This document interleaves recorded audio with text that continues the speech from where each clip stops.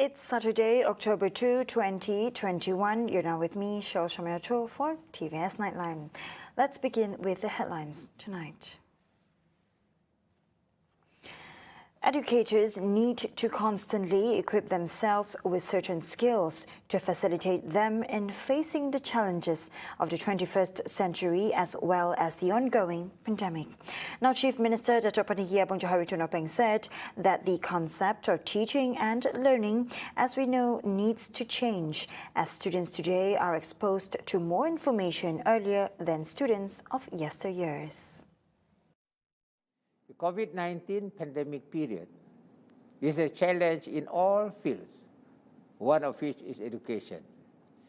In this new era, educators must possess high enthusiasm and put in maximum amount of hard work so that education can be developed to a more advanced level. Speaking at the virtual opening ceremony of Sarawak Preschool International Convention 2021, the Chief Minister said that educators need to rethink on the designs of teaching and learning to make learning more fun, challenging and engaging via role plays, hands-on and minds-on learning. Noting on this year's theme of character building in the new norm, he said that character building is the basis for personal growth and a foundation for lifelong learning. He regarded educators and parents as models of good character building among children. Therefore, educators play an important role in achieving the goal of good character building. Even though there are limitations in conducting face-to-face lessons, educators must be present to continue the mission of building good character among young children. In a related development, character building in the new norm should be equipped in early childhood education in Sarawak, which every child should be equipped with the right values in ensuring one can adapt to the demands of the pandemic situation. Minister of Welfare, Community Wellbeing, Women, Family and Childhood Development, Dato' Sri Fatima Abdullah said the ministry is committed to have qualified, educated and skillful teachers. Therefore, educators are vital in ensuring high quality of early childhood care and education in Sarawak. Thus, it is important for parents and teachers to inculcate the right values in the children during their formative years. As the Malay saying goes, melentur buluh, biarlah dari rebongnya. She also added that teachers and caregivers who have the right attitude and aptitude can instill the right moral in young children. Through this development, by playing an important role, educators can enhance character building, being a key component for the basis for personal growth.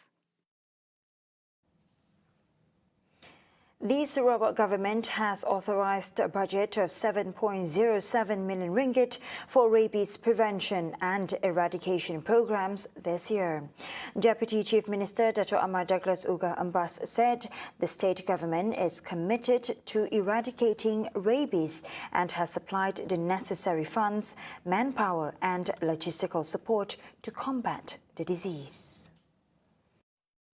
According to UGA, the state government has made rabies control and elimination a high priority, and it was placed under the State Disaster Management Committee (SDMC) for effective implementation and monitoring. In his speech at the state level, World Rabies Day 2021 today, he said among the state's integrated and collaborative rabies control initiatives includes raising community knowledge on how to recognize and respond to the threat of rabies. Since the rabies outbreak was declared on July 1st, 2017 in Sarawak, the state has reported 33 fatalities due to rabies. Since then, the number of stray dogs roaming around public places had decreased to the point that there are almost no stray dogs to be seen in some parts of town.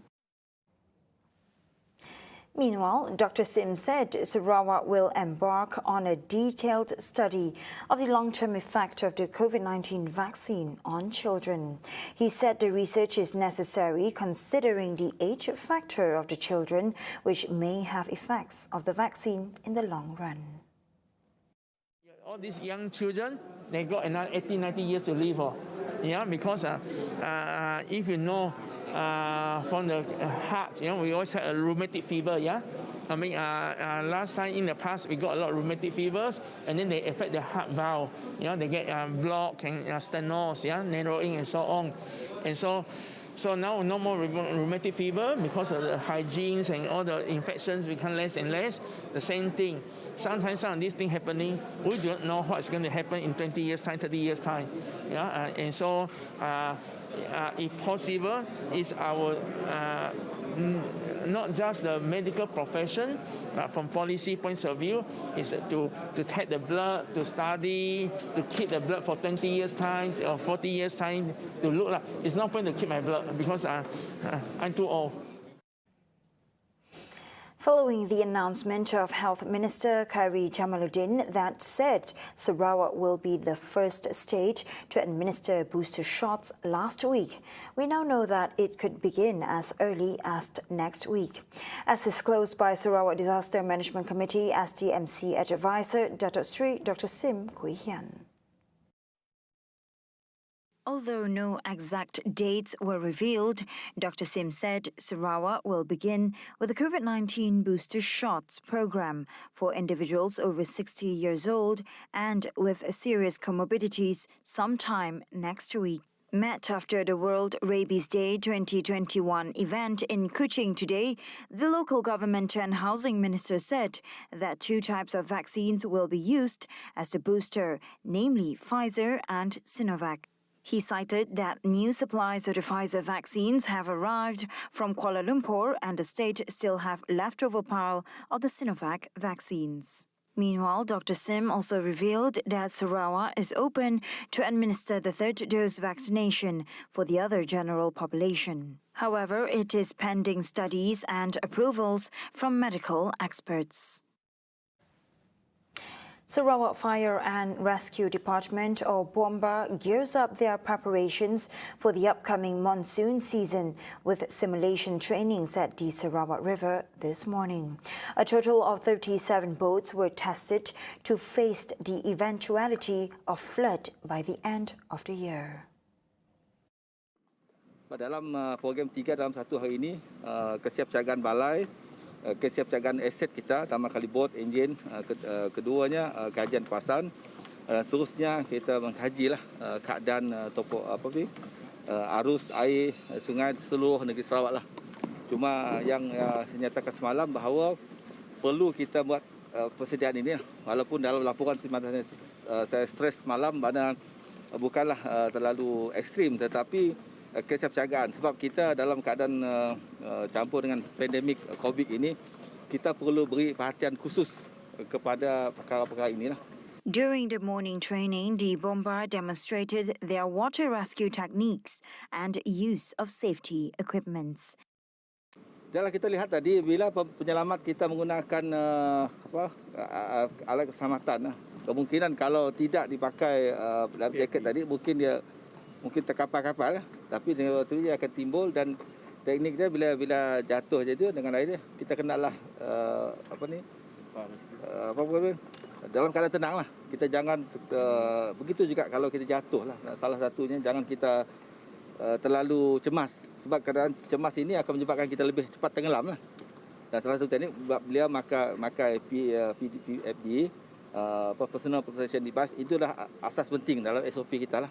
The annual monsoon season is expected to start from early December to January or early February next year.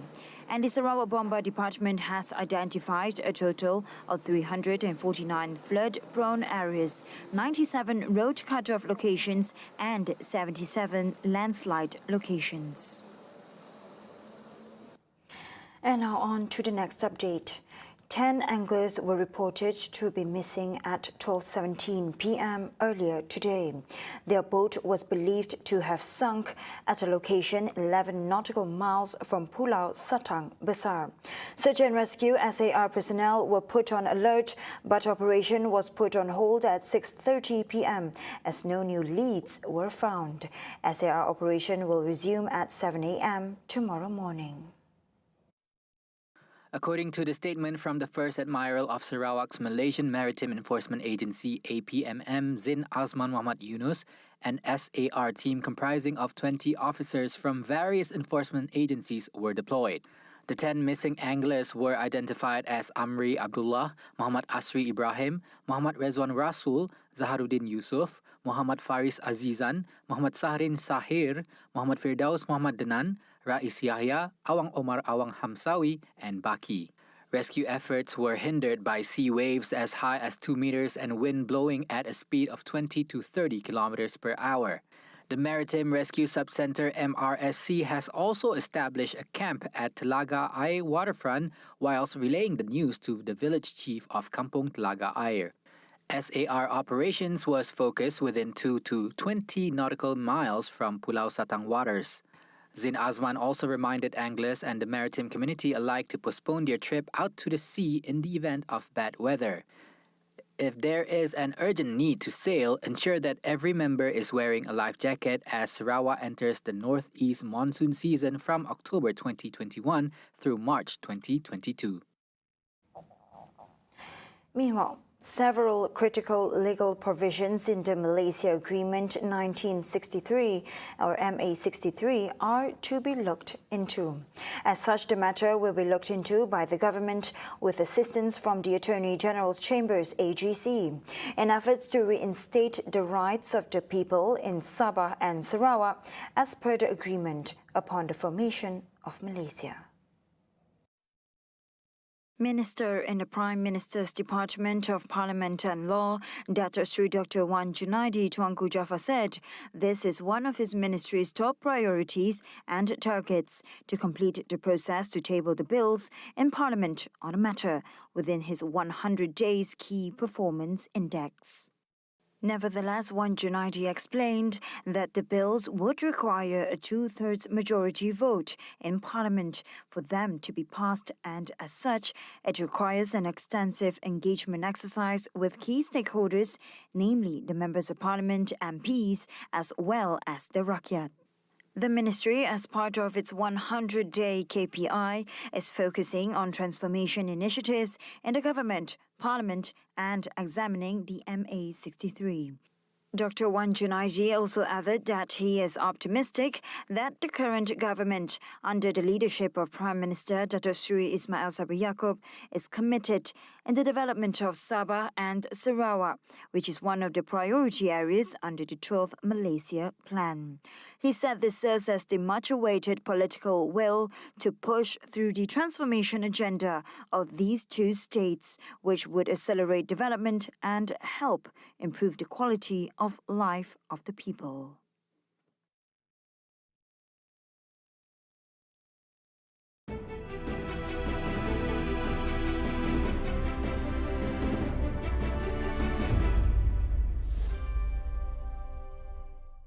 Semua tak saya akan jadi, Jang. I'm breaking up with you. Kenapa balik call? Kan datang lambat. Aduh, Brian, aku nak mana-mana sorry tu. Aku nak kesik sengaja. Sorry. Tahu aku buang.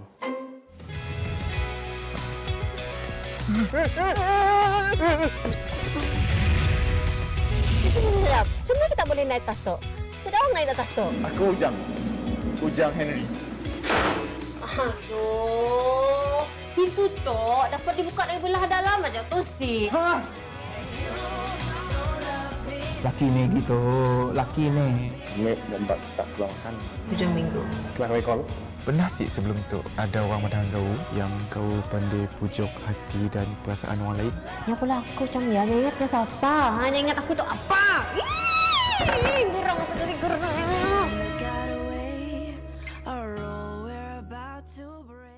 Hai, jangan lupa saksikan di balik tabir Getaran Jiwa yang bakal menemui anda 30 September ini setiap hari Khamis jam 5.45 petang di mana saya Fatah Bolhanuddin akan menceritakan kepada anda pelbagai kisah yang menarik mengenai peserta kita dan yang paling penting elemen surprise kita hanya di TVS saluran 122 Astro dan My TV, drama mengimbau kenangan Getaran Jiwa. This NGO is actually founded to doing some green initiative. Like in Malaysia alone is 15,000 tons of food waste being produced. The role of the Black Soldier Supply is just like an eco warrior. They actually can convert the food waste, solve the food waste issue. During MCO, we did encounter that some of the farmers that they have a problem in marketing their produce. We are helping them to buy their produce and then we sell it to the other big company.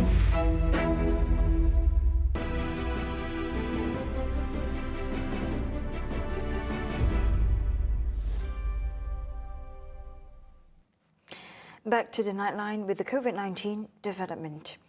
New COVID-19 cases in Malaysia dropped to 10,915 today from 11,889 yesterday. However, Sarawak remained at the top of the country's COVID-19 infections with 2,121 cases, followed by Selangor with 1,386 and Kelantan with 1,288. A total of 99.39% or 2,108 of the 2,121 COVID-19 positive cases in Sarawak today involved those in categories 1 and 2, namely asymptomatic or with mild symptoms. According to the Sarawak Disaster Management Committee, the remaining 13 cases involved lung infections that required oxygen assistance and ventilators. Among the areas that recorded the highest number of cases is Kuching with 899 cases, followed by Miri with 200, Sibu with 153, Bintulu with 88, and Sarike with 86. Meanwhile, 10 deaths due to COVID-19 were recorded in Sarawak from August 6 to September 30, while 107 clusters in the state remain active clusters. On the other hand, the government is looking at several methods to resolve the issue of chicken price hikes. The methods include extending the subsidies for chicken feed and providing soft loans for chicken breeders. Domestic Trade and Consumer Affairs Minister Datuk Seri Alexander Nantalinggi said these suggestions, however, are still being discussed with the Agriculture and Food Industry Ministry, adding that the government would need to consider several aspects, including economic implications and long-term affordability. He said this after a visit to the Malaysian Food Bank Collection and Distribution Centre at the Gopeng Rural Transformation Centre RTC today. Meanwhile, soft loans were also proposed as farmers claimed they were also facing increased operating costs, in addition to the cost of chicken feed.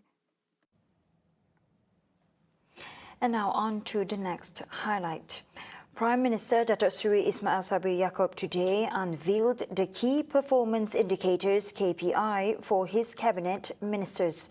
Among the KPI views via social media about the ministers' performances during their first 100 days on the job will also be used to tally their overall achievement scores. Ismail Sabri said that it is one of the several methods used to obtain feedback and do sentiment analysis. The Prime Minister said he was implementing the report cards not as a form of punishment, but to ensure that the ministers would be doing their jobs well.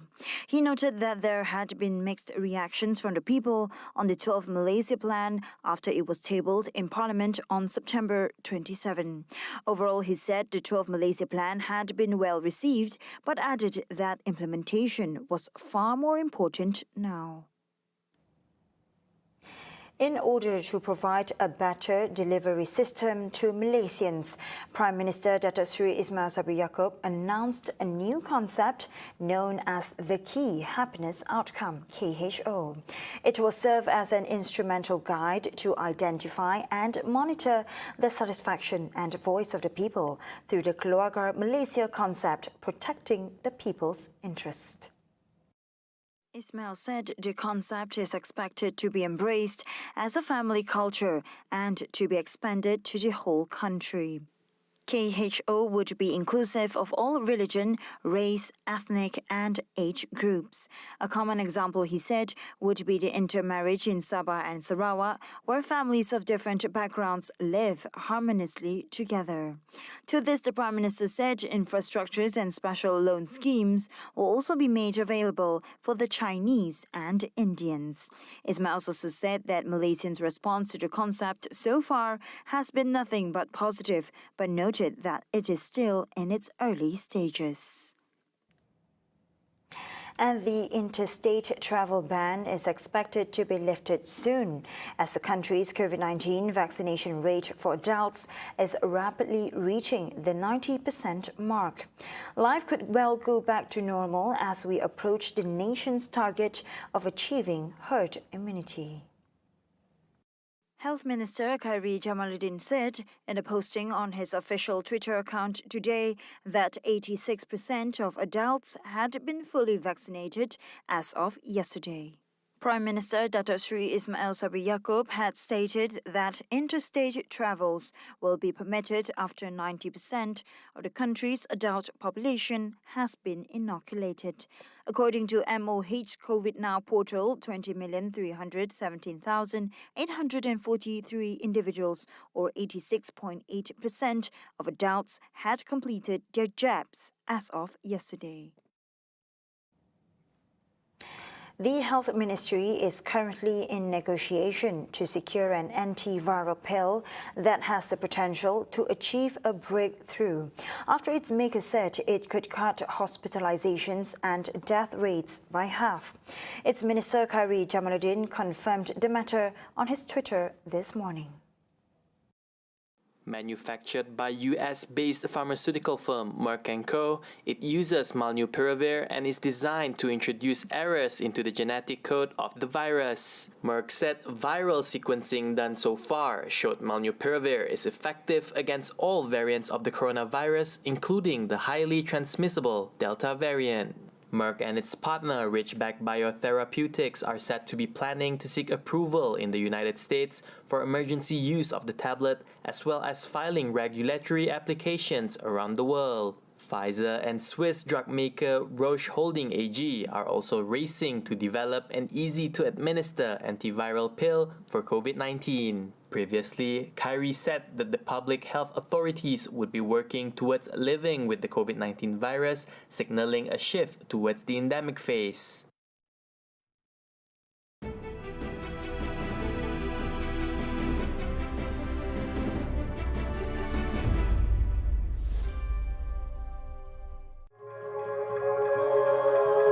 Dari segi nyanyian, saya tahu lagu saya masih berkumandang untuk lagu yang memperkenalkan saya di dalam industri di Tadi Kita Bersama. Menepi dalam industri, ya, tapi dari segi realitinya masih aktif.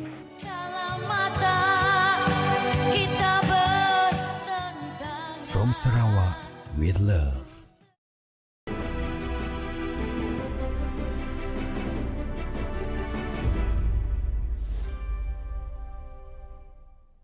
Thank you for staying with me. Now, what could have been a celebratory day for Japan and its people turned gloomy quickly as typhoon and rain restricted movements to restaurants and bars, following the lifting of COVID-19 restrictions in the country on Friday. Nonetheless, many made their way to their favorite stop to enjoy company, food and drinks they have longed for due to restrictions that were in place. 緊急事態宣言で我々というか私が一番困ったのはやっぱりお酒が飲めないっていうのがやっぱり一番ストレスになったんですよね。だからそういう意味では明けて今日こう事務所のスタッフと一緒に飲めるっていうのはやっぱりすごく嬉しいですね。Japan has reached 60% of fully vaccinated population, and it is due to this restrictions has been eased. Restaurants are allowed to open until 9 p.m., whilst bars are only allowed to serve until 8 p.m. 2ヶ月半ディナー営業を休んでおりましたので、再開できるということは本当にすごく嬉しいことだと思っております。従業員もみんな張り切ってやろうねっていう風な気持ちで、お酒もしっかり仕入れましたし、本当に待ちに待ったという感じです。本当喜んでるよ。もうね、本当に久しぶりに酒運んじゃいけなかったんだから、これが運べるようになって本当に喜んでます。COVID infections in Tokyo had a major drop from more 5,000 daily cases to 200 amid a fifth wave driven by the Delta variant. Even so, health experts are concerned due to a possible rebound of cases during the winter season as gatherings at eateries are now allowed. 飲食の場面はやはり感染拡大のリスクの高い場所になります。ですの一方で私たちにとっては日常の場であり、かつ人間にとっては非常に楽しい場所であるわけです。そういった日本の飲食文化を守るためにも何らかの方法を考えなければいけないと考えています。でその中でワクチンの証明であったり検査の結果を活用してできることを増やしていくということは重要だろうというふうに考えています。And following a year-long delay due to the COVID-19 pandemic, the much-awaited Expo 2020 Dubai opened its doors to visitors on Friday. 192 exhibitors are striving to display their technology and culture at the 438-hectare Expo venue located in the United Arab Emirates Tourism and Commercial Center of Dubai, under the theme Connecting Minds and Creating the Future.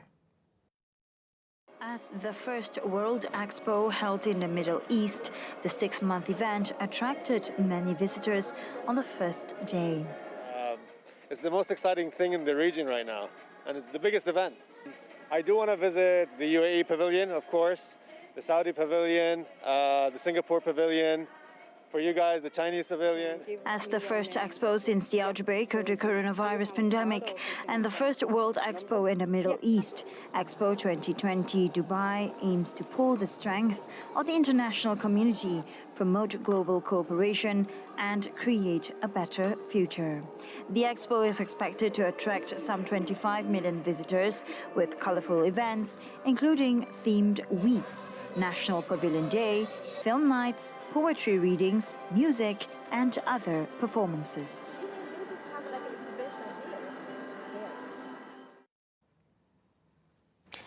Today marks a historic day for botanists in China as they had found a rare plant 83 years after it was first spotted. The plant is a rare species of barberries or the barberry family, and it was found in southwest China's Yunnan province. The plant was first discovered in the year 1938 in Yongte County.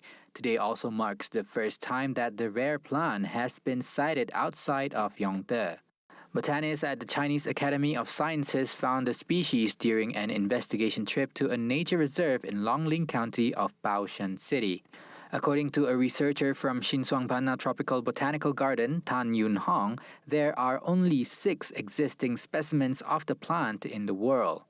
Tan explained that the plant has sharp spines along its stem and oval-shaped fruits and thrives in Long Lin due to its clean environment. And that highlight concludes TVS Nightline for tonight. And as always, thank you for tuning in to your local news tonight. Here with me, Shosha Meto, and I'll see you next time. Have a good weekend.